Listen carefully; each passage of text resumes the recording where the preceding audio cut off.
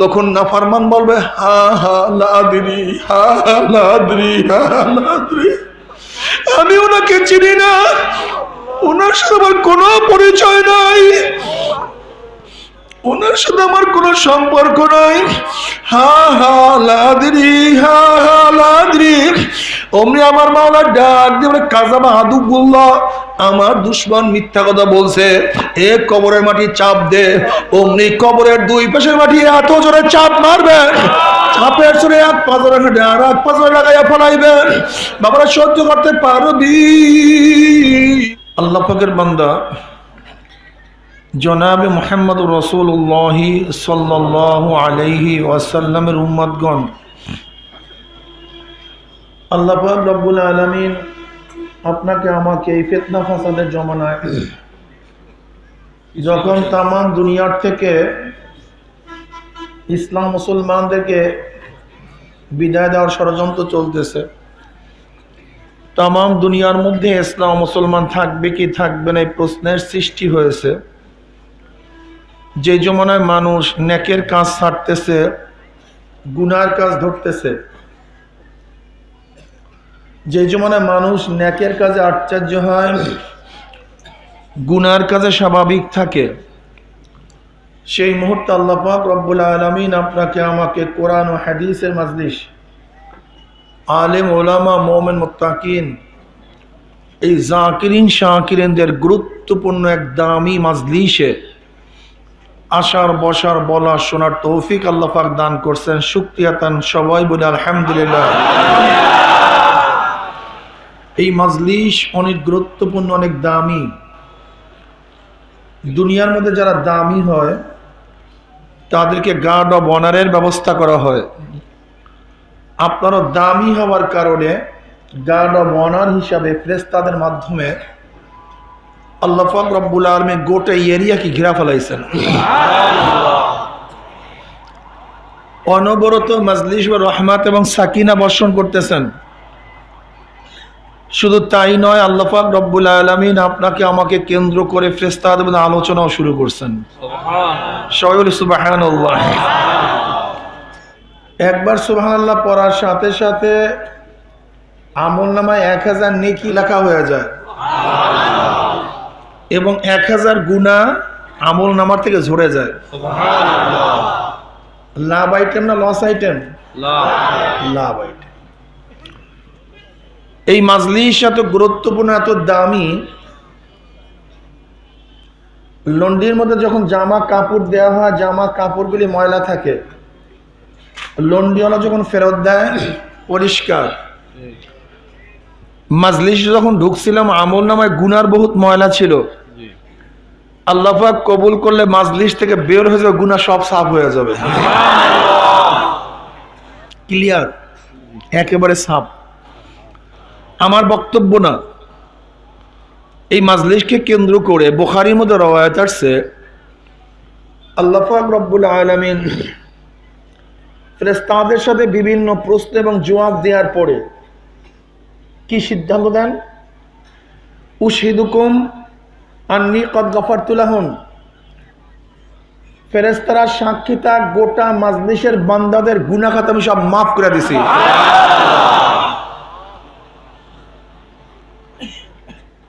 অন্য রওয়ায়াতের মধ্যে আসছে শুধু গুনাহ খাতা মাফই নয়, আল্লাহ পাক রব্বুল আলামিন সমস্ত গুনাহকে নেকের দ্বারা পরিবর্তন করে দিবেন। এই হালকা হালকা হালকা জিকিরের মাজলিস এত দামি, এত গুরুত্বপূর্ণ, যে ফজিলাতগুলো এইমাত্র আমি বয়ান করলাম। অন্য রওয়ায়াতের মধ্যে আসছে আল্লাহ পাক রব্বুল আলামিন এই মাজলিসকে কেন্দ্র করে ফেরেশতাদের সাথে গর্ব করেন।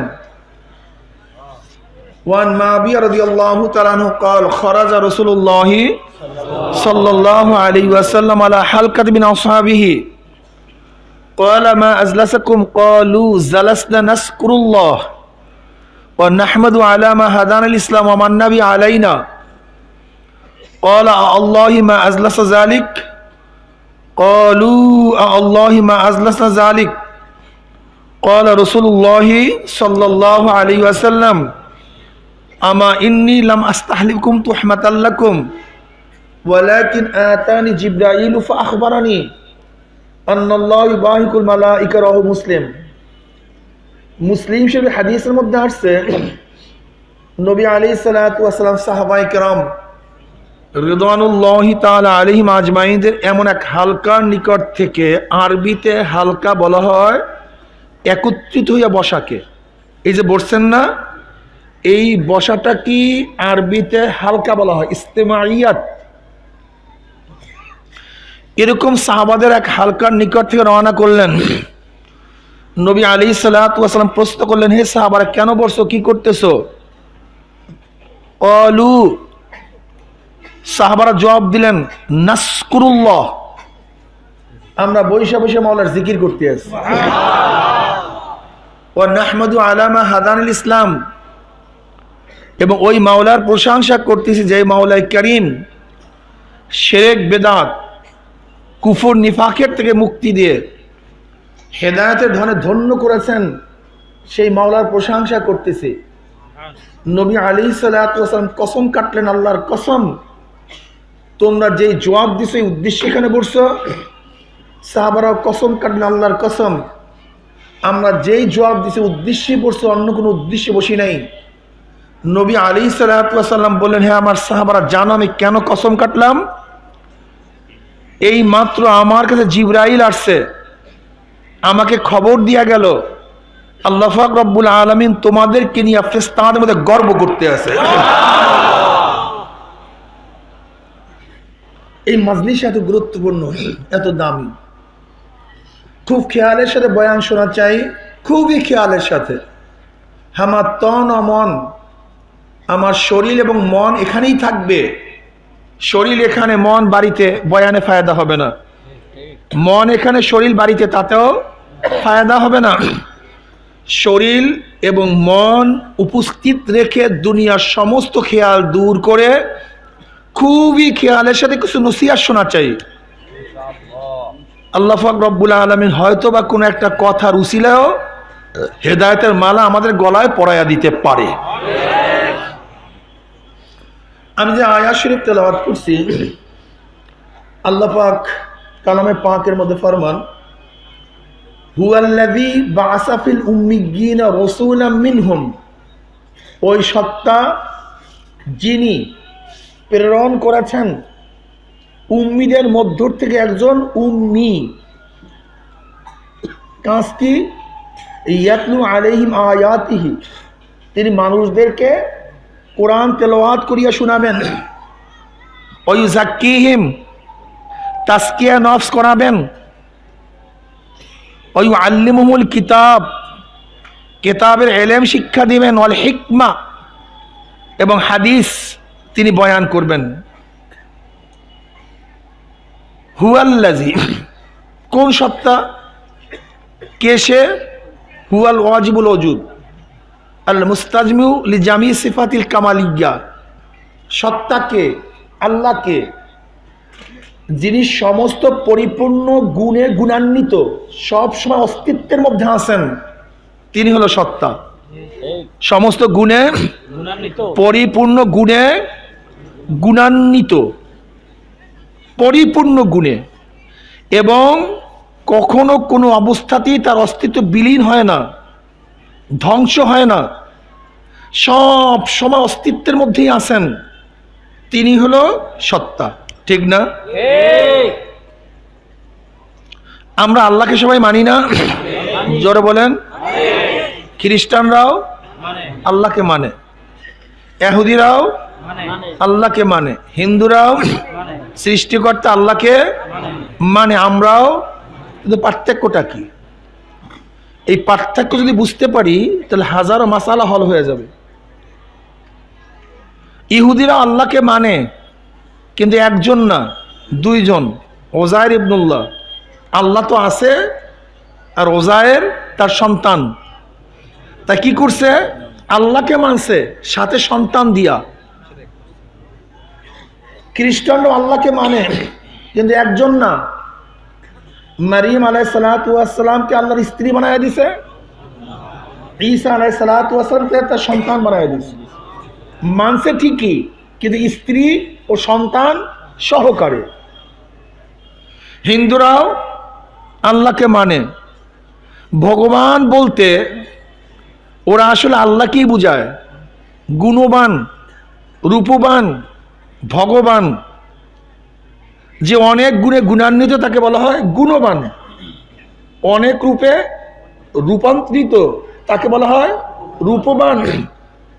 ঠিক ভগবান এমন এক সত্তা যার মধ্যে অনেক গুণ আছে, তাকেই বলা হয় ভগবান, এটা ওদের ভাষায়। কিন্তু পার্থক্যটা কি? পার্থক্যটা কি? ওরা আল্লাহকে মানে কিন্তু সমস্ত ক্ষমতার অধিকারী মানে না। আল্লাহকে মানে, সমস্ত ক্ষমতার অধিকারী মানে না। যেমন ওরা বলতে চায় আল্লাহ পাক তো একজন আছেন, কিন্তু ক্ষমতা ভাগ করে দিয়েছেন। যেমন প্রাইম মিনিস্টার তো একজন আছে, কিন্তু সমস্ত মন্ত্রণালয়ের দায়িত্ব তার কাছে নাই। শিক্ষা মন্ত্রণালয়ের দায়িত্ব একজনের কাছে, চিকিৎসা মন্ত্রণালয়ের দায়িত্ব আর একজনের কাছে, এলজির দায়িত্ব আর একজনের কাছে। প্রাইম মিনিস্টার ঠিকই আছে, কিন্তু মন্ত্রণালয় সব তার কাছে নাই।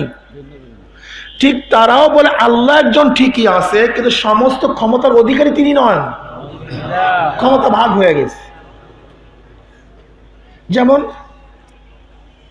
বিদ্যা বুদ্ধি দেওয়ার ক্ষমতা আল্লাহর কাছে নাই, এটা সরস্বতীর কাছে।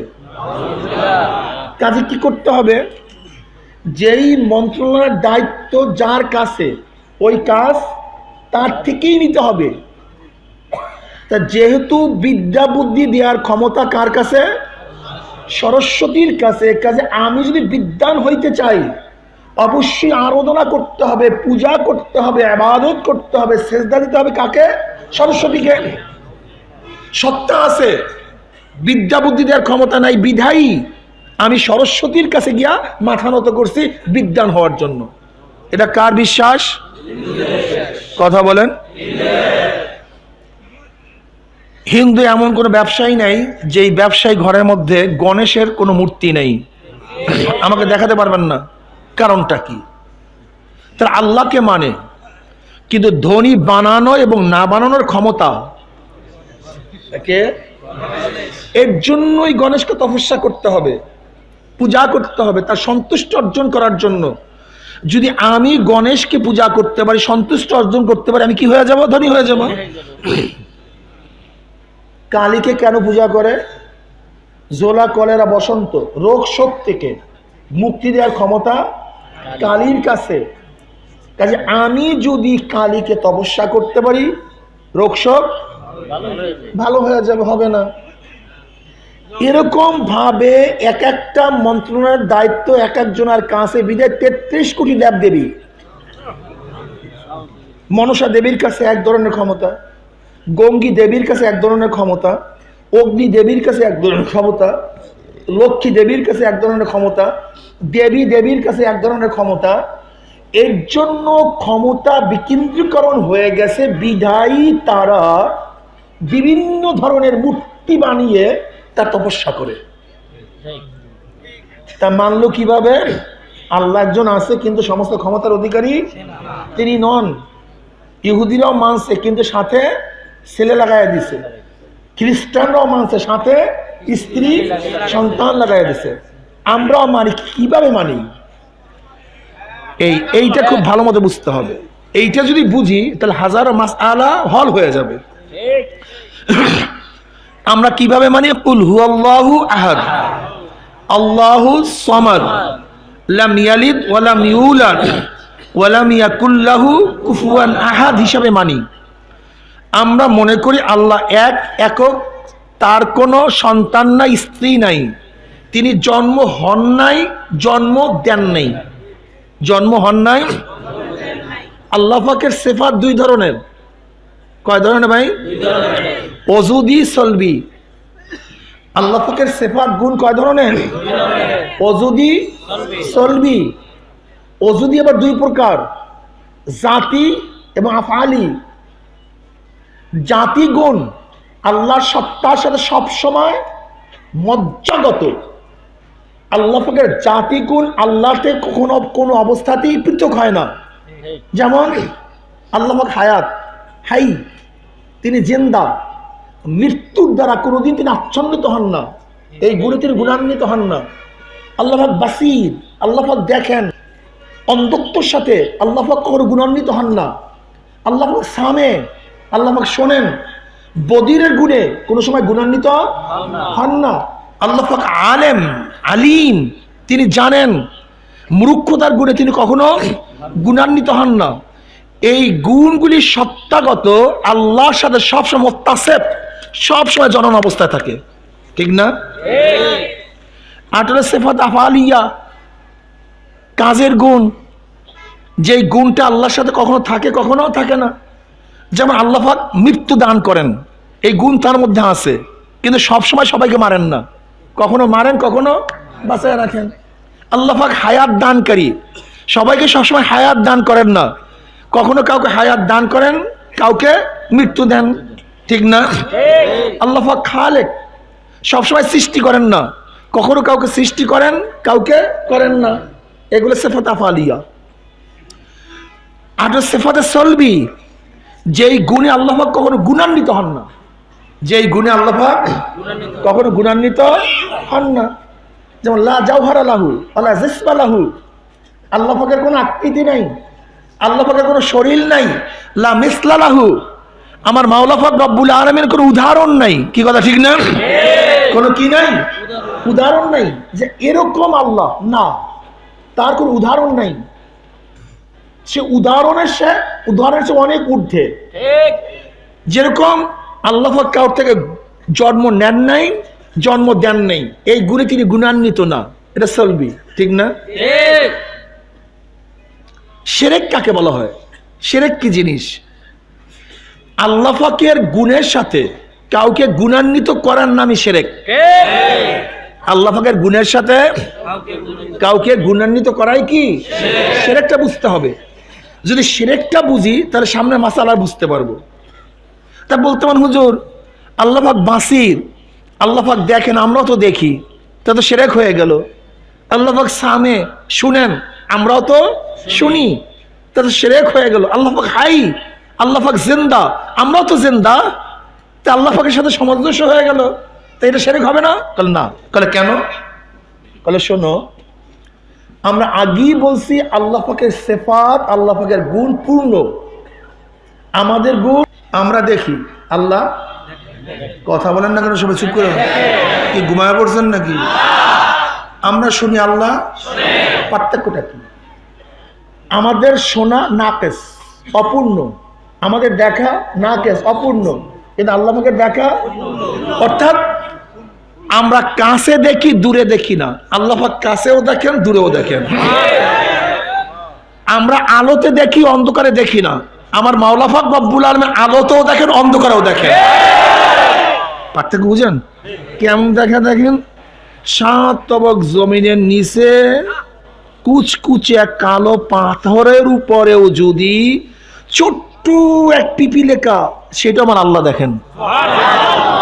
এবং কেমন শোনেন, 7 তবক জমিনের নিচে কুচকুচে পাথরের উপরে যে ছোট্ট পিপিলিকা হাঁটতেছে, তার পায়ের আওয়াজ আমার মাওলা শোনেন। তা আমাদের শোনার মধ্যে, দেখার মধ্যে, আল্লাহ পাকের দেখা শোনার মধ্যে পার্থক্য আছে কি নাই? আলহামদুলিল্লাহ। আমরাও জেন্দা, আল্লাহ পাকে জেন্দা। পার্থক্যটা কি? আমরা একসময় জেন্দা ছিলাম না, এখন জেন্দা আছি, একসময় জেন্দা থাকবো না। আমার আল্লাহ পাক আগের থেকে জেন্দা ছিলেন, এখনো আছেন, ভবিষ্যতেও। পার্থক্য বুঝেন? আল্লাহ পাক রব্বুল আলামিনের গুণ যেইগুলি, এই গুণের সাথে কাউকে গুণান্বিত করা কি হবে? যেমন জান্নাতে নেওয়ার মালিককে যদি আল্লাহর বাহিরে কাউকে মনে করি অমুকের মধ্যে জান্নাতে নেওয়ার ক্ষমতা আছে, এটা শিরক। জাহান্নাম থেকে বাঁচাবার মালিককে বলেন একমাত্র আল্লাহ। এখন যদি কেউ মনে করেন আল্লাহর বাহিরে অমুক নবী, নবী আদম, নবী নূহ, নবী ঈসা, নবী মূসা, নবী ঈসা, নবী আমার নবী আলাইহিস সালাতু ওয়াস সালামও ইচ্ছা করলে কাউকে জাহান্নাম থেকে বাঁচাইয়া জান্নাতে নিতে পারেন, এরকম বিশ্বাস যদি কেউ করে তার নামই হলো শিরক। গায়েবের মালিক কে? আল্লাহ। জোরে বলেন আল্লাহ। এখন কেউ যদি মনে করে আল্লাহর বাহিরেও কেউ গায়েব জানে, এইটাই শিরক। তা বলতে পারেন হুজুর আমার নবী তো গায়েব জানেন না। প্রশ্ন, আমার নবী গায়েব জানেন। যদি কেউ প্রশ্ন করে যে আপনার নবী গায়েব জানেন কি জানেন না, যদি কেউ বলেন আমার নবী গায়েব জানে, তাহলে সমস্যা সৃষ্টি হবে। কি সৃষ্টি হবে? মারাত্মক সমস্যা সৃষ্টি হবে।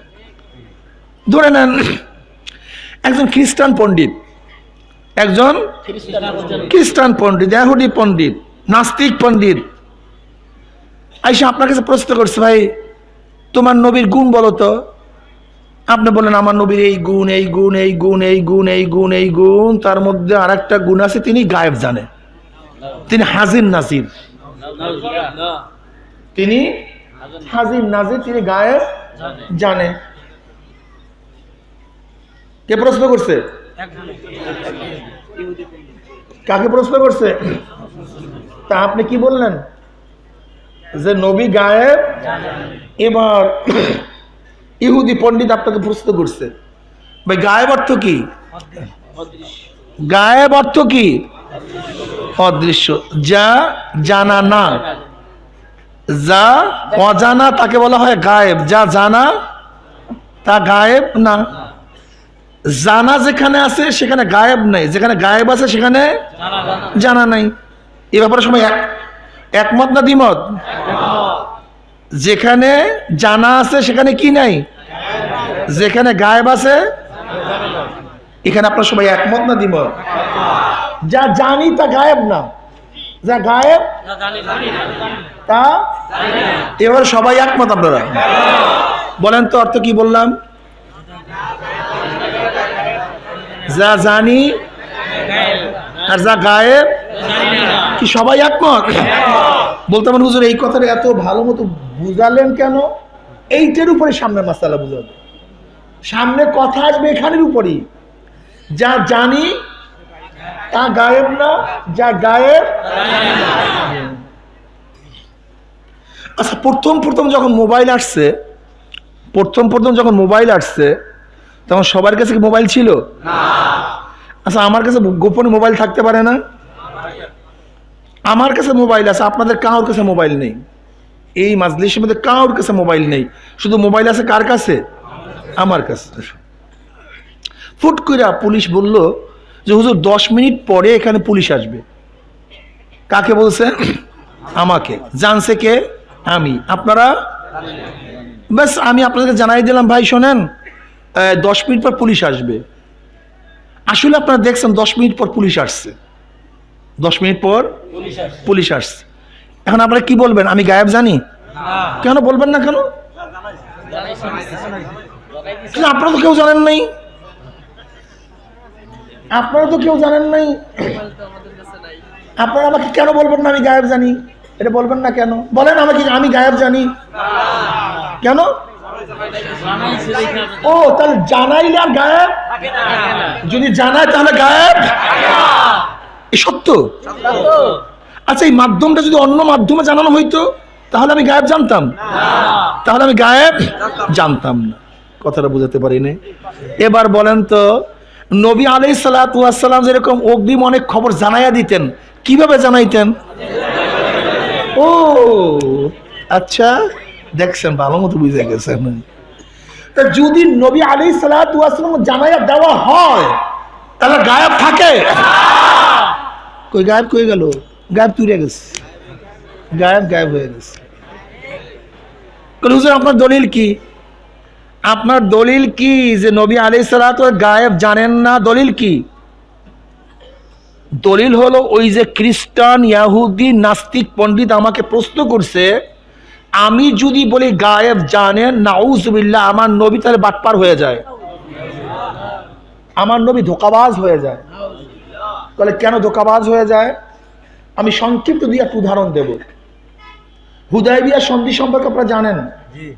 ষষ্ঠ হিজরিতে নবী আলাইহিস সালাতু ওয়াস সালাম স্বপ্ন দেখলেন তিনি কাবা শরীফ তওয়াফ করতেছেন, কাবায় গেছেন।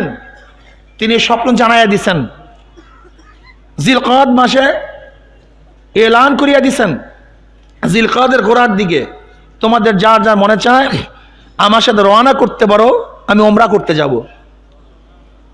সাহাবায়ে কেরাম রিদওয়ানুল্লাহি তাআলা আজমাইন 1400 অথবা 1500 সাহাবী নিয়ে রওনা করছেন। হুদাইবিয়া নামক জায়গায় যখন তারা গেলেন, সংক্ষিপ্ত কথা, নবী আলাইহিস সালাতু ওয়াস সালাম দূত পাঠাইছেন ওসমান রাদিয়াল্লাহু তাআলা আনহুকে যে আমরা ঢুকবো কি ঢুকবো না, আমরা যুদ্ধ করার জন্য আসি নাই, তওয়াফ করার জন্য আসছি, উমরা করার জন্য আসছি। দেখো হাদির পশুগুলো আমাদের সাথে আছে, আমরা কোনো কারণে তোমাদের সাথে যুদ্ধ করব না। কিন্তু নবী আলাইহিস সালাতু ওয়াস সালামের কাছে খবর কি আসছে যে ওসমানকে কতল করা হয়েছে। কি করা হয়েছে? কতল করা হয়েছে। নবী আলাইহিস সালাতু কি করলেন? সমস্ত সাহাবাদেরকে ডাকছেন, এক হাত রাখছেন, এক হাত খালি রাখছেন, এক হাতে সমস্ত সাহাবারা ধরছে, এক হাত ওসমানের জন্য খালি রাখছে। কিসের জন্য? আমরা সবাই ওয়াদাবদ্ধ, বয়াত গ্রহণ করতেছি, যতক্ষণ পর্যন্ত ওসমানের হত্যার বিচার না করব ততক্ষণ পর্যন্ত এখান থেকে আমরা নড়ব না, যাব না। এর উপরে বয়াত গ্রহণ করছে। এখন আমার প্রশ্ন, আগেই গায়েবের সংজ্ঞা বলছি, যা গায়েব তা জানা না, যা জানা তা গায়েব না। তা নবী আলাইহিস সালাতু ওয়াস সালাম তো গায়েব জানেন। ওসমানকে কতল করা হয় নাই, ওসমানকে কতল করা সে তো গায়েব জানে, তার কাছে অস্পষ্ট কিছু না। অথচ খবর আসছে ওসমানকে কতল করা হয়েছে, তার উপরে বয়াত গ্রহণ করতেছে, ওয়াদা নিতে আছে, অথচ তার তো জানাই আছে ওসমান কতল হয় নাই। এখন আপনাদের কাছে প্রশ্ন করি যে ওসমান কতল হয় নাই, তারপরে নবী আলাইহিস সালাতু ওয়াস সালাম এই যে সবার যারা বয়াত নিছেন উসমানের বিচার করবেন, এক হাত খালি রাখছেন, এখন তাকে কি বলবেন আপনারা? কি কথা বলেন না কেন? আমি তো আগেই বলছি নবী গায়েব জানে। ওই খ্রিস্টানদের কাছে কি বলছি? গায়েব। তা গায়েব যে জানে তার কাছে অস্পষ্ট না, যা অস্পষ্ট তা গায়েব না। তা আমি তো বলছি গায়েব জানে। তা যেই ব্যক্তি গায়েব জানে সেই ব্যক্তি এরকম বয়াত নিল কেন? তা এটা ধোঁকাবাজি হয় না? এটা বাটপারি হয় না? তা আমার নবী যদি গায়েব জানে আমি বিশ্বাস করি, তাহলে খ্রিস্টান ইহুদিরা আমার নবীকে কি বলবে? কথাটা বুঝাতে পারি না। কি বলবে? বাটপার বলবে, ধোঁকাবাজ বলবে। জোরে নাউযুবিল্লাহি মিন যালিক। কারণ তোমার নবী গায়েব জানে, তার কাছে সবই স্পষ্ট, অথচ তোমার নবী বয়াত করাইতেছে, হাত খালি রাখছে, ওয়াদা নিতে আছে, তার মানে সব ফাজলামি করতেছে। সে তো জানি ওসমান কতল হয়নি। এবার আসুন, আম্মা জান আয়েশা সিদ্দিকা রাদিয়াল্লাহু তাআলা আনহা যখন গজওয়ায়ে বনি মুস্তালিক থেকে তিনি ফিরতেছিলেন, তার উপর অপবাদ আসছে, যে খারাপির অপবাদ আসছে। নবী আলাইহিস সালাতু চিন্তিত হয়ে গেলেন। এমনকি আম্মা জান আয়েশা সিদ্দিকা রাদিয়াল্লাহু তাআলা আনহা বাড়িতে চলে গেছেন। নবী আলাইহিস সালাতু ওয়াস সালাম সমস্ত সাহাবাদেরকে ডাকছেন মশওয়ারা করার জন্য, কি করা যায় এই মুহূর্তে। আপনারা জানেন সেই ঘটনা। আম্মা জান আয়েশা সিদ্দিকা রাদিয়াল্লাহু তাআলা আনহা নবী আলাইহিস সালাতু ওয়াস সালামকে সালাম দিলেন। নবী আলাইহিস সালাতু ওয়াস সালাম চেহারা ঘুরায় ফেলাইছেন, যেই দিকে চেহারা ঘুরাইছেন সেই দিকেই আবার সালাম দিলেন, অন্যদিকে চেহারা ঘুরায় ফেলাইছেন। আম্মা জান আয়েশা সিদ্দিকা রাদিয়াল্লাহু তাআলা চিন্তা করছেন ঘটনা কি, আমার নবী আমার সালামের জবাব নিচ্ছে না কেন, চেহারা ঘুরাইতেছে কেন। নবী আলাইহিস সালাতু ওয়াস সালাম এই অবস্থা দেখে আম্মা জান আয়েশা সিদ্দিকা রাদিয়াল্লাহু তাআলা বললেন, তাহলে আমাকে ইজাজত দেন, আমি বাড়িতে চলে যাই। নবী আলাইহিস সালাতু ওয়াস সালাম চুপ ছিলেন। আম্মা জান তো অনেক আলেমা, বিজ্ঞ, জ্ঞানী ছিলেন, তিনি বুঝছেন যেহেতু চুপ নিসফুর রিজা, অর্ধেক রাজি হয়ে গেছে, তিনি বাড়িতে চলে যাবেন এই নিয়াতে যে আমার আকা, আমার মাহবুব, আমার মাশুক আমার সালামের জবাব কেন নিচ্ছে না, কেন আমার উপর অভিমান করে আছে, এটা আমি মার কাছে জিজ্ঞাসা করব, বাবার কাছে প্রশ্ন করব। এটা জানার জন্য তিনি বাড়িতে চলে গেলেন। গিয়া দেখলেন তার বাবা চিন্তিত, কাঁদতে কাঁদতে অস্থির, তার মা তো কাঁদতে কাঁদতে বেহুশের মতো হয়ে গেছে। তিনি চিন্তা করতেছেন ঘটনা কি। উম্মে মেস্তাহ রাদিয়াল্লাহু তাআলা আনহা তার সাথে বাইতুল হাজাতে গেলেন। যাওয়ার পরে হঠাৎ করে উম্মে মেস্তাহ পাচার খেয়েছে, ওষুধ খেয়ে পড়ে গেছে। তখন তিনি বললেন আল্লাহ পাক মেস্তাকে ধ্বংস করুক। আল্লাহ পাক মেস্তাকে, তার নিজের ছেলের ব্যাপারে তিনি বরদোয়া দিতে আসেন, আল্লাহ পাক মেস্তাকে ধ্বংস করুক। আম্মাজান আয়েশা সিদ্দিকা রাদিয়াল্লাহু তাআলা বললেন নাউযুবিল্লাহ, একজন বদরি সাহাবীকে আপনি বরদোয়া দিতে আসেন? একজন মেস্তা রাদিয়াল্লাহু তাআলা আনহু কিন্তু বদরি সাহাবী, আপনি তাকে গালি দিতে আসেন, বরদোয়া দিতে আসেন? তখন উম্মে মেস্তা বল, তুমি কি জানো আয়েশা ঘটনা কি? কাল না তো। কাল তুমি তো জানো না, এরকম তোমার বিরুদ্ধে এরকম অপবাদ দেওয়া হচ্ছে। আম্মাজান আয়েশা বলতেছেন এই কথা শোনার সাথে সাথে আমার জ্বর উঠিয়া গেছে, চিন্তায় জ্বর উঠিয়া গেছে। ইন্না লিল্লাহি ওয়া ইন্না ইলাইহি রাজিউন। কি অবস্থা চলতেছে কোনো খবর নাই। আম্মাজান আয়েশা সিদ্দিকা রাদিয়াল্লাহু তাআলা আনহা ঘরের এক কর্নার দিকে যাইতেছেন। তার মা বলতেছেন আয়েশা কোথায় যাও, আবার জানকে ধ্বংস করতে চাইতেছো নাকি? আম্মাজান আয়েশা রাদিয়াল্লাহু তাআলা বলেন ইয়া আম্মা, আমি আমার জীবনকে ধ্বংস করার জন্য যাই না, বরং হাইকোর্ট তো বেজার হয়ে গেছে, আমি সুপ্রিম কোর্টে আপিল করার জন্য রওনা করছি। ওইদিকে নবী আলাইহিস সালাতু ওয়াস সালাম সাহাবাদেরকে ডাকছেন মশওয়ারার জন্য। সাহাবায়ে কেরাম বসছেন মশওয়ারা দেওয়ার জন্য। এক একজন মশওয়ারা দেয়। আলী রাদিয়াল্লাহু বললেন ইয়া নবী আল্লাহ, নবীদের জন্য স্ত্রীদের কোনো অভাব নাই, আপনি আয়েশাকে তালাক দিয়ে দেন। এই কথা শোনার সাথে সাথে উমর ইবনে খাত্তাব রাদিয়াল্লাহু তাআলা আনহু দাঁড়ায় গেলেন। বলেন ইয়া নবী আল্লাহ, এ তো আখিরি বাত, আখিরি ফয়সালা, কিন্তু এই ফয়সালা করার আগে আমি আপনাকে প্রশ্ন করতে চাই, আয়েশার সাথে আপনার বিবাহ বন্ধনে আবদ্ধ কে করিয়েছে? সেই জবাব আগে দেন। নবী আলাইহিস সালাতু ওয়াস সালাম আসমানের দিকে আঙ্গুল তুললেন, আসমানের দিকে আঙ্গুল তুললেন, অর্থাৎ এই বিবাহ বন্ধনের রায়বারি করছে খোদ আল্লাহ পাক নিজে। এবার ওমর ইবনে খাত্তাব রাদিয়াল্লাহু বললেন ইয়া নবী আল্লাহ, যেই বিবাহ বন্ধন আবদ্ধ করিয়েছে তার অপেক্ষায় থাকেন, তার ফয়সালার অপেক্ষায় থাকেন, তিনি ফয়সালা করবেন কোন নবীর জন্য কোন মহিলা সে চয়েস করছে, কোন নবীর জন্য কোন মহিলা সে চুজ করছে, চয়েস করছে, এই দায়িত্ব তার, আপনি তার ফয়সালার উপর ছেড়ে দেন। নবী আলাইহিস সালাতু ওয়াস সালাম বললেন জাযাকাল্লাহু ইবনে খাত্তাব, ইবনে খাত্তাব তুমি আমার জিন্দেগীর আমার সমস্ত চিন্তা দূর করে দিয়েছো, আমার কোনো চিন্তা নেই, আমি কেন চিন্তিত। ঘটনা কয়দিন? প্রায় 40 দিন। কয়দিন? 40 দিন। আমার প্রশ্ন, নবী আলাইহিস সালাতু ওয়াস সালাম তো গায়েব জানেন, যে ইহুদি আমাদের ভাষা যে নবী আলাইহিস সালাতু গায়েব জানেন, তার কাছে তো অস্পষ্ট না, তার কাছে স্পষ্ট আয়েশা পবিত্রা, আয়েশা পবিত্রা, সে দোষী না। তাহলে 40 দিন পর্যন্ত চিন্তিত আয়েশাকে বাড়িতে পাঠাইয়া দেওয়া, আবু বকর কাঁদতে কাঁদতে অস্থির হয়ে যাওয়া, তার মা উম্মে রুম্মানা কাঁদতে কাঁদতে চক্ষুর মধ্যে ঘাও বানাইয়া ফেলানো, সমস্ত সাহাবাদেরকে মশওয়ারায় ডাকা, এবং উমর ইবনে খাত্তাব রাদিয়াল্লাহু তাআলা এই কথার উপরে জাযাকাল্লাহ ইবনে খাত্তাব বলা, আলী রাদিয়াল্লাহু তাআলা এই মশওয়ারা দেয়া, এগুলি সব কি হয় বলেন তো? কি কথা বলেন না কেন? সব ধোঁকাবাজি হয় না? আমি কিভাবে বলতে পারি যে নবী গায়েব জানে? আমাকে বলেন, কি কথা বলেন না কেন? কি আমার নবী গায়েব জানে? হ্যাঁ, তাই গায়েবের খবর যে অনেক বলছে, আলহামদুলিল্লাহ আলহামদুলিল্লাহ আলহামদুলিল্লাহ, আমার এতক্ষণের কষ্ট সফল হয়ে গেছে। যদি জানানো হয় সেটা গায়েব থাকে না, যেটা জানানো হয় সেটা কি থাকে না? গায়েব থাকে না। যেটা গায়েব থাকে সেটা জানানো হয় না, এতটুকু বুঝেন না। গায়েব, ওহি, ইলহাম, মুজিজা এবং কারামতের মধ্যে পার্থক্যটা কি বুঝেন নাই? শোনেন, ওহি এবং কারামত, ওহী এবং ইলহাম, মুজিজা এবং কারামতের মধ্যে পার্থক্যটা কি? যখন মুজিজা প্রকাশিত হয়, কারামত প্রকাশিত হয়, তখন গোটা দুনিয়া এরকম পান্দানের মতো দেখতে পায়, কিন্তু যখন বন্ধ হয়ে যায় কিচ্ছু দেখে না।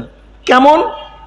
কারামত, মুজিজা এগুলি হলো ইলহাম, ওহী হলো বিজলির মতো। কিসের মতো ভাই বলেন? আকাশে যখন বিজলি চমকায় তখন জমিনের সূর্য দেখা যায়, কিন্তু যখন বিজলি বন্ধ হয়ে যায় হাতের পশমও দেখা যায় না। হাতের পশমও, কিন্তু বিজলি যখন চমকায় জমিনের সূর্য দেখা যায়, কিন্তু বিজলি বন্ধ, হাতের পশমও দেখা যায় না। প্রমাণ, ইউসুফ আলাইহিস সালাতু ওয়াস সালাম কেনানের মধ্যে ইয়াকুব আলাইহিস সালাতু ওয়াস সালামের বাড়ির দরজা কূপের মধ্যে ছিলেন। ইউসুফ নবী আলাইহিস সালাম কোন কূপের মধ্যে ছিলেন? বাড়ির দরজায় কেনানের কূপের মধ্যে, কিন্তু ঘেরান পান নাই।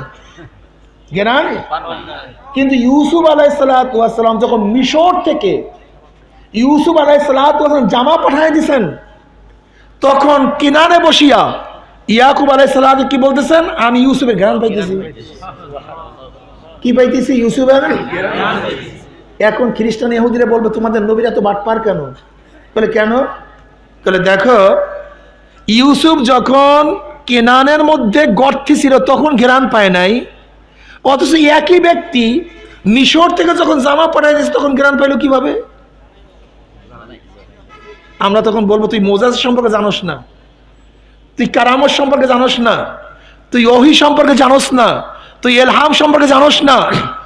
যখন মুজিজা হয়, কারামত হয়, তখন গোটা দুনিয়া তার কাছে স্পষ্ট হয়ে যায়। কিন্তু মুজিজা যখন আসে না, কারামত যখন হয় না, ওহী যখন আসে না, তখন হাতের পশমও সে দেখে না। ইয়াকুব আলাইহিস সালাতু ওয়াস সালামের কাছে তখন ওহী আসে নাই বিধায়ী তিনি বাড়ির দরজা ইউসুফের ঘ্রাণ পায় নাই, কিন্তু যখন ওহী চলে আসছে তখন মিশরের জামার ঘ্রাণ পেয়ে গেছে। বলতে পারছেন? এর জন্য নবী আলাইহিস সালাতু ওয়াস সালামের কাছে যখন ওহী আসছে তখন কিয়ামত পর্যন্ত হাজার ঘটনা বলছে। বদরের ময়দানের আগে ওহী আসছে, নবী আলাইহিস সালাম বলছেন এখানে অমুক কাফের মারা যাবে, এখানে অমুক কাফের মারা যাবে, এখানে অমুক কাফের মারা যাবে, এখানে অমুক কাফের মারা যাবে। বাস যেখানে যেখানে যেই কাফের নাম বলিয়া ডাক দিছে, পরবর্তী দেখা যায় বদরের ময়দানে সেইখানে সেই কাফের ধারাশায়ী হয়ে গেছে। অথচ নবী আলাইহিস সালাতু ওয়াস সালাম জানেন না যে তার সামনে বিষ দেওয়া হয়েছে, বিষ পান করে ফেলেছে। অথচ সে আগেই বলছে যে এখানে অমুকে মারা যাবে। কারণটা কি? বদরের ময়দানের ব্যাপারটা আল্লাহ পাক জানাইয়া দিছে, কিন্তু তার সামনে যে খানার মধ্যে বিষ, এটা আল্লাহ পাক জানান নাই, বিদেশে জানতে পারে নাই। এইবার ঠিক আছে, ঠিক আছে। সহজ কথা বুঝতে এত কঠিন হয় কেন? এত কঠিন হয় কেন? হ্যাঁ, বুঝেন না কেন? ফাও জিনিস নিয়ে আমরা মারামারি করব কেন? কিসের জন্য? ঘটনা কি? হাজির নাজির, হাজির অর্থ উপস্থিত, নাজির মানে দেখা। হাজির অর্থ কি? নাজির মানে দেখা। তা আমার নবী হাজির এবং নাজির ওনাদের ভাষায়। ধরেন কেউর ভাষা আছে হাজির মানে কি ভাই? কথা বলেন।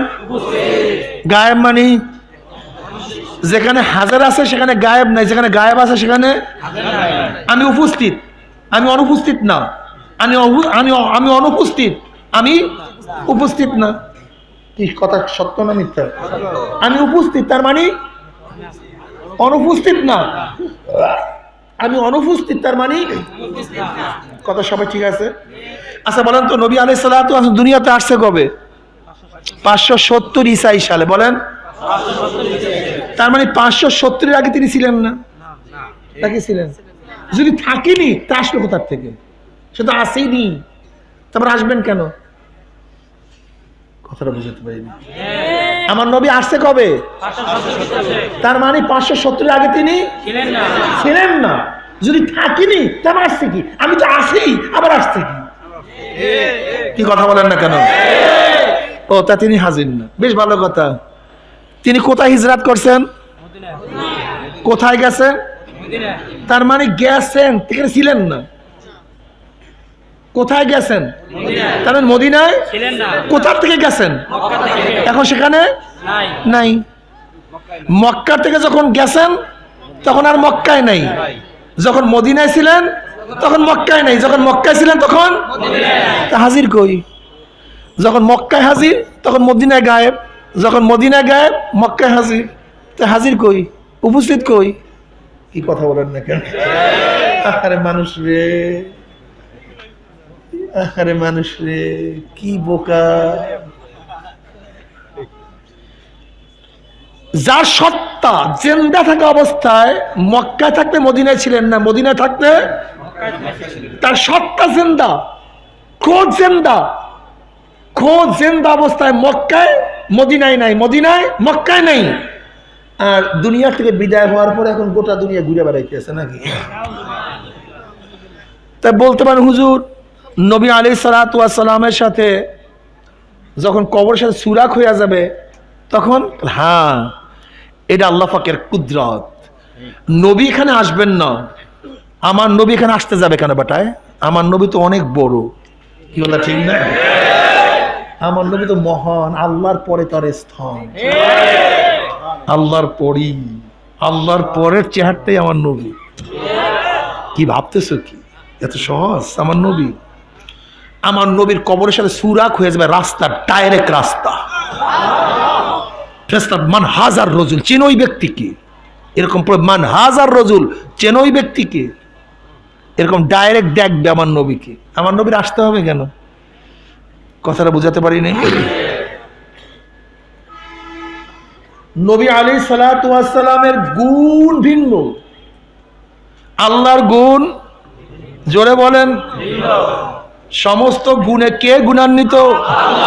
আলহামদুলিল্লাহ। সব জায়গায় কে উপস্থিত? সব কিছু কে জানেন? জাহান্নাম থেকে কে বাঁচান? জান্নাতে কে দেন? হেদায়েতের মালিক কে? এখানে আসছেন কেন? হেদায়েতের মালিক তো আল্লাহ, এখানে আসছেন কেন? রেজেকের মালিক কে? দোকান খুলছেন কেন? কৃষি করছেন কেন?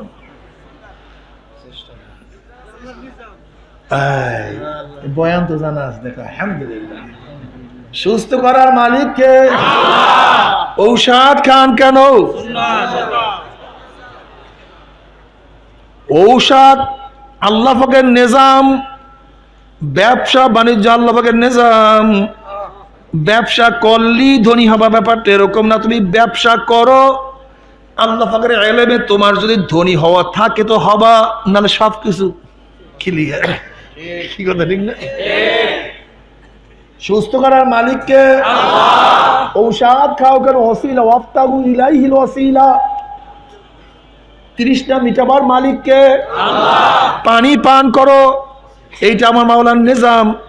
পানির মধ্যে আমার মাওলা পাক রব্বুল আলামিন তৃষ্ণা মিটাবার ক্ষমতা দিয়া দিছেন, কিন্তু যতক্ষণ পর্যন্ত আল্লাহ পাক রব্বুল আলামিন ইশারা দিবে পানি তুমি তাকে তৃষ্ণা মিটাও, ততক্ষণ পর্যন্ত পানি তোমাকে তৃষ্ণা মিটাইতে পারবে। যখন আল্লাহ পাক হুকুম দিবে খবরদার আর কাজ করবি না, গোটা দুনিয়ার মানুষ তোমাকে যতই পানি পান করুক না কেন, তোমার তৃষ্ণা কেউ মিটাতে পারবে না। আমার মাওলা পাক রব্বুল আলামিন যতক্ষণ ঔষধকে হুকুম দেবে ঔষধ রোগ ভালো কর, ততক্ষণ পর্যন্ত ঔষধ খেলে তোমার শেফা হবে, তোমার রোগের আরোগ্য হবে। কিন্তু আমার মাওলা পাক রব্বুল আলামিন যদি হুকুম দিয়া দেয় খবরদার ঔষধ আর কাজ করবি না, তাহলে ওই যমুনা গ্রুপের বাবুল সাহেব ১.৫ লক্ষ কোটি টাকার মালিক, কয়েকজন ডাক্তার স্পেশাল বিমানে নিয়ে আসছে চিকিৎসা করাবার জন্য। সে বলছে ডাক্তার সাহেব সব সম্পত্তি লেখিয়া দেই, শুধু শ্বাস করার ব্যবস্থা করিয়া দেন, আর সহ্য হয় না। বুঝুন না আমার আল্লাহ, ডাক্তার সাহেব সব কিছু লেখিয়া দেয়, আর সহ্য হয় না, শ্বাস করার ব্যবস্থা করিয়া দেন। ডাক্তাররা কি বলছে? ডাক্তাররা কি বলছে? যতক্ষণ পারবো করব, কিন্তু শ্বাস করাবার মালিক আমরা না। দুনিয়ায় কেউ কাউকে শ্বাস করাইতে পারে না। হেদায়েতের মালিক আল্লাহ। আল্লাহ পাকের হেদায়েত দুই ধরনের। কয় ধরনের? একটা ডাইরেক্ট একটা ইনডাইরেক্ট, একটা ডাইরেক্ট একটা আল্লাহ পাক সমস্ত নবী থেকে হেদায়েত দিয়েছে ডাইরেক্ট। কোন নবী কাউ দাওয়াতে হেদায়েত পায় নাই, আদম কাউ দাওয়াতে হেদায়েত পায় নাই, নবী নূকার দাওয়াতে হেদায়েত পায় নাই, নবী ঈসা মুসা কাউ দাওয়াতে হেদায়েত পায় নাই, বরং আমার মাওলা পাক রব্বুল আলামিন ডাইরেক্ট তাকে হেদায়েত দিয়া দিছে। আমার নবী আলাইহিস সালাতু ওয়াস সালাম কাউ দাওয়াতে হেদায়েত পায় নাই, বরং মাওলা পাক রব্বুল আলামিন ডাইরেক্ট তাকে হেদায়েতের মালা পরায়া দিছে। কিন্তু আবু বকর ইনডাইরেক্ট। আমার নবী ডাইরেক্ট হেদায়েত পাইছে, আর আবু বকর রাদিয়াল্লাহু হেদায়েত পাইছে নবীর মাধ্যমে, ওমর ইবনে খাত্তাব হেদায়েত পাইছে নবীর মাধ্যমে, ওসমান রাদিয়াল্লাহু হেদায়েত পাইছে নবীর মাধ্যমে, আলীউল মুর্তজা হেদায়েত পাইছে কার মাধ্যমে? ইনডাইরেক্ট। ইনডাইরেক্ট। আমার মাওলা পাক রব্বুল আলামিন কালামে পাকের মধ্যে ফরমান আল্লাযিনা জাহাদু ফিনা লানাহদিয়ান্নাহুম সুবুলানা। আমাকে পাওয়ার জন্য সাধনা করো, চেষ্টা করো, হেদায়েতের পরে চলতে থাকো, আমি মাওলা পাক রব্বুল আলামিন হেদায়েতের মালা পরায়া দেব। জোরে বলেন সুবহানাল্লাহ। এখানে হেদায়েত পাওয়ার জন্য আসছি, যারা হেদায়েত পাওয়ার জন্য আসছেন আমার মাওলা তাদেরকে হেদায়েতের মালা পরায়া দিবে। কিন্তু হেদায়েতের দ্বারে যাবেন না, হেদায়েতের কাছেও যাবেন না, আমার মাওলা পাক রব্বুল আলামিন মাহরুম করিয়া দিবে। এর জন্য আমাদেরকে সাধনা করতে হবে, চেষ্টা করতে হবে, হেদায়েত যেখানে পাওয়া যায় সেখানে যাইতে হবে। যদি হেদায়েত যেখানে পাওয়া যায় সেখানে যাইতেই পারি, আমার মাওলা পাক রব্বুল আলামিন হেদায়েত দিয়া দিবেন। আর যদি একবার হেদায়েত পাইয়াই যান, এত বড় নেয়ামত, এত বড় দামি নেয়ামত, আমার মাওলা পাক রব্বুল আলামিন যত নেয়ামত আছে এর চেয়ে সবচেয়ে বড় নেয়ামত হলো হেদায়েত। এর জন্য আল্লাহ পাক রব্বুল আলামিন 5 ওয়াক্ত নামাজে তোমাকে আমাকে শিক্ষা দিয়া দেয়। নামাজের মধ্যে আমার কাছে দোয়া করো, ইহদিনাস সিরাতাল মুস্তাকিম, ইহদিনাস সিরাতাল মুস্তাকিম, মাওলা হে তুমি আমাকে সিরাতাল মুস্তাকিম দেখায়া দাও, হেদায়েতের মালা পরায়া দাও, হেদায়েত সবাইকে দিয়া দাও। যদি হেদায়েত তুমি আমি পাইয়াই যাই, এর চেয়ে বড় নেয়ামত আর কিছুই নাই। হেদায়েত এমন এক নেয়ামত, হেদায়েত এমন একটা দামি জিনিস, যার মাধ্যমে আল্লাহ পাক রব্বুল আলামিন তোমাকে আমাকে এমন রাস্তা দেখাইয়া দিবে, সেই রাস্তা জান্নাতের রাস্তা। জান্নাতের রাস্তা যদি একবার উঠতেই পারো, আমার মাওলা পাক রব্বুল আলামিন মুমিন মুত্তাকিনদের জন্য এমন সুন্দর জান্নাত রাখিয়া দিছে, যেই জান্নাত কেউ কোনোদিন চোখেও দেখে নাই, কানেও শুনে নাই, অন্তর অনুভবও করে নাই। আল্লাহ পাকের মুমিন বান্দা বান্দি যখন মৃত্যু বিছানা আসার খাইয়া পড়িয়া যাবে, আল্লাহ পাক রব্বুল আলামিন ডাক দিয়া ফেরেশতারে, আমার যুবক, আমার গরিব, আমার মুরব্বী, আমার পুরুষ, আমার মহিলা এত সাধনা করিয়া কোন জান্নাত কামাই করছে, দেখ আমার যুবক স্কুলে গেছে টুপি মাথায় দিয়া, সাথীরা টুপি উঠিয়া কত থুক মারছে, কিন্তু নবীর প্রেমে পড়িয়া মাথার থেকে টুপি নামায় নাই, কোন জান্নাত কামাই করছে। আমার যুবক দাড়ি রাখিয়া রাস্তায় বের হইছে, সাথীরা দাড়ি ধরিয়া কত টানা হেসরা করছে, কিন্তু মদিনার প্রেমে পড়িয়া দাড়ির মধ্যে পোষ লাগায় নাই। আমার যুবক লম্বা জামা গায়ে দিয়া বাজারে গেছে, সাথীরা জামা ধরিয়া কত টানা হেসরা করছে, কিন্তু সুন্নাতের পাগল হইয়া লম্বা জামা গায়ে থেকে নামায় নাই। দেখ এত বড় ধনী, টাকার কোনো অভাব নাই, সমস্ত গুনাহ করতে পারতো, সিঙ্গাপুর গিয়া গুনাহ করতে পারতো, থাইল্যান্ড গিয়া গুনাহ করতে পারতো, সারা রাত মদের আড্ডায় থাকতে পারতো, প্রোস কোয়ার্টারও যাইতে পারতো, টাকার কোনো অভাব নাই, কিন্তু আমি মাওলার ভয় একটা গুনার কাজের কাছেও যায় নাই। এত সাধনা করিয়া কোন জান্নাত কামাই করছে। দেখ আমার গরিব প্রতিদিন আনছে, প্রতিদিন খাইছে, অনেকদিন না খাইয়াও ঘুমাইয়া রইছে, ছেলেগুলি বাবার কাছে, বাবার পার কাছে ক্ষুধার তাড়নায় ট্যা ট্যা ট্যাটা শব্দ করছে, এরপরে এক লোকমা হারাম তার পেটের মধ্যে ঢুকায় নাই। এত সাধনা করে কোন জান্নাত কামাই করছে। দেখ অসুস্থ, উঠতেও পারে না, বসতেও পারে না, কিন্তু নামাজের সময় মাওলাকে সেজদা দিতে ভুল করে নাই। এত সাধনা করে কোন জান্নাত কামাই করছে।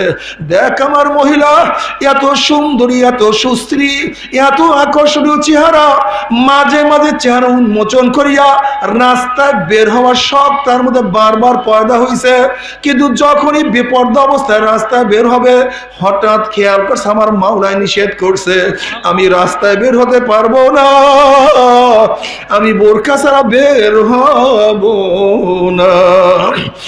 দেখ এত জ্ঞান আমি তাকে দান করছি, দুনিয়ার দল করলে মেম্বার হইতে পারতো, চেয়ারম্যান হইতে পারতো, এমপি মিনিস্টার হইতে পারতো, কিন্তু দুনিয়ার ক্ষমতার লাথি মারি আমি মাওলার দল ধরছে তো ধরছে আর ছাড়ে নাই।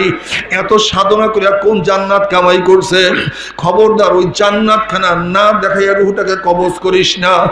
আল্লাহর কসম করিয়া বলিয়া থুইয়া গেলাম, আল্লাহ পাকের মুমিন বান্দাবাদী যখন মৃত্যু আসার খাইয়া পড়িয়া যাবে, হঠাৎ স্বপ্নের মধ্যে দেখতে পারবে জান্নাতের দরজাগুলি টাস টাস করিয়া খুলিয়া গেছে, জান্নাতের হুর গেলমানরা জাওয়াহিরের মালা নিয়ে দাঁড়ায় রয়েছে, বলবে আল্লাহ তাখাফু ওয়ালা তাহজানু, হে আল্লাহ পাকের মুমিন বান্দাবাদী কোনো ভয় নাই, কোনো চিন্তা নাই।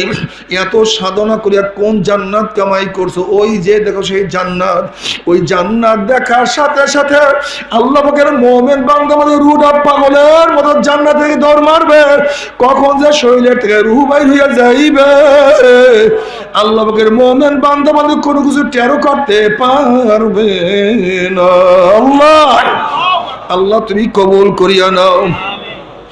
কবরে যাওয়ার সাথে সাথে আল্লাহ পাক বলবো আফরুশুল ফরাশ মিনাল জান্নাহ ওয়া আলবিসু মিনাল জান্নাহ, এ ফেরেশতারা আমার বান্দা বান্দির গায়ের মধ্যে জান্নাতের পোশাক লাগায়া দে, জান্নাতের বিছানা বিছায়া দে, জান্নাতের নাজ নিয়ামতের দ্বারা গোটা কবরটাকে ভরিয়া দে। আল্লাহ তুমি কবুল করিয়া নাও। এরপরে মুনকির নেকির ফেরেশতারা আসবে, আসি বলে মান রব্বুকা ওমা দিনুকা ওমা নাবিয়্যুকা।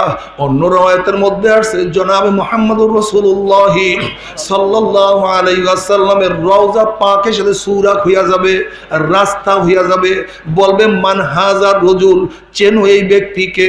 তখন আল্লাহ পাকের মুমিন বান্দা বান্দি বলবে ভাই ফেরেশতা,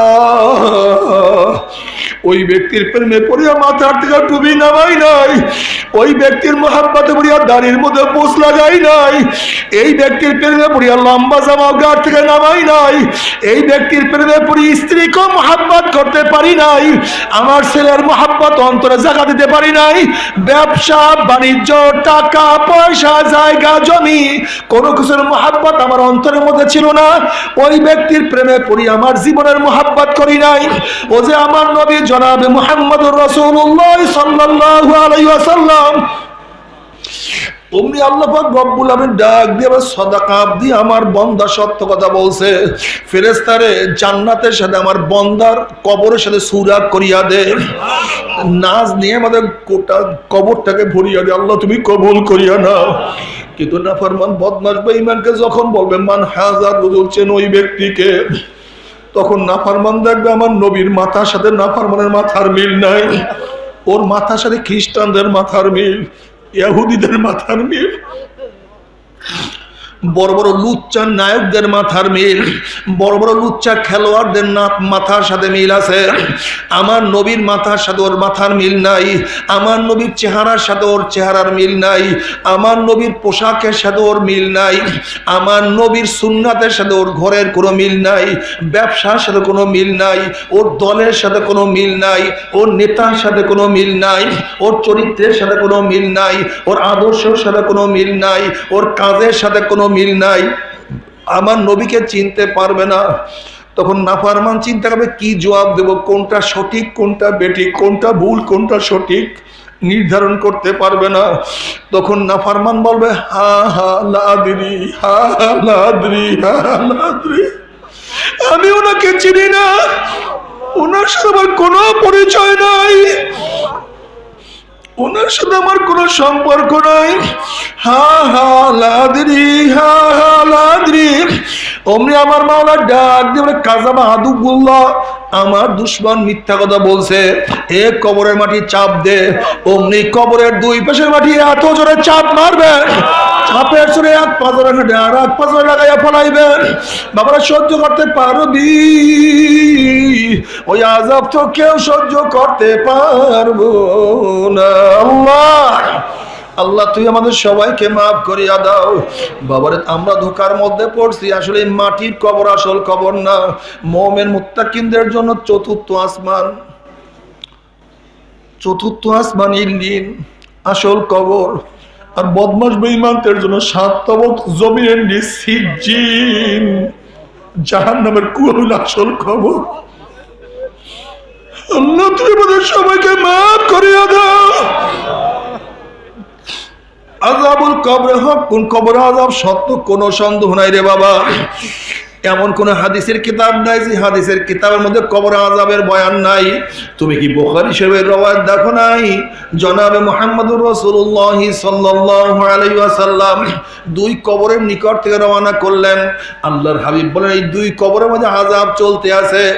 একজনের প্রসাব থেকে নিজেকে হেফাজত করতো না, আর একজনের গিবত শেখায়, চগলখুরি করিয়া বেড়াইতো। আল্লাহ তুমি আমাদের সবাইকে মাফ করিয়া দাও। হে আমার মুসলমান বাবারা, হে আমার পর্দালা মা বোনেরা, আল্লাহ নবী এই কথা বলেন নাই লোকটা শিরক করত, লোকটা কাফের ছিল, লোকটা মুনাফিক ছিল, এর জন্য কবরে আযাব চলতে আছে না, এই কথা বলেন নাই। বরং বলছে প্রসাব থেকে নিজেকে হেফাজত করতো না, গিবত শিকায়ত করিয়া বেড়াইতো। আল্লাহ তুমি আমাদের সবাইকে মাফ করিয়া দাও। বাবারে, কত মানুষ কত কবর আযাব দেখছে। আমি একবার খুলনা সফরে গেলাম।